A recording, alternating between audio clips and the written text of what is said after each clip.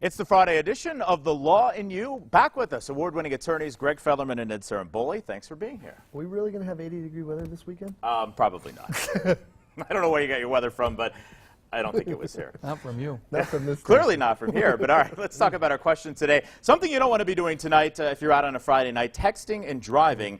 And this question is from Frank in Tamaqua. He says, my wife and I were driving, and she was texting when she rear-ended another car. I broke my arm and hit my head. My brother told me that I can sue my wife. Is this true? Frank from Tamaqua, it is true. You can sue your wife.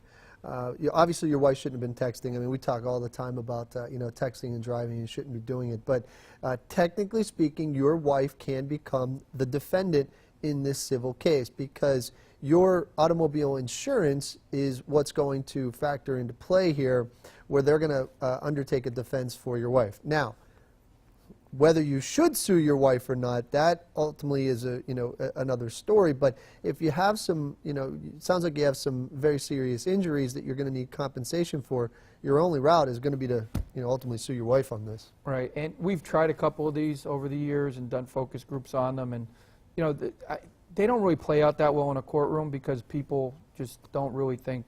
I mean, you can do it under the law, but they just don't play out that well. The biggest thing is you should talk to your wife about not texting, and we talk about that all the time. When someone's driving and texting, it's almost it's worse than that they're impaired, like they're drunk. So I mean, you should really talk to her about that, and obviously that's the bigger issue here. So the bottom line is just don't text and drive. Absolutely not. Absolutely All right, Results Matter attorneys Greg Fellerman and Ed Saramboli. Gentlemen, nice to see you again today. Good to see you. All right, PAHomepage.com or the Law in You hotline are open. All you have to do is hit us up and we'll get your question right here on the show.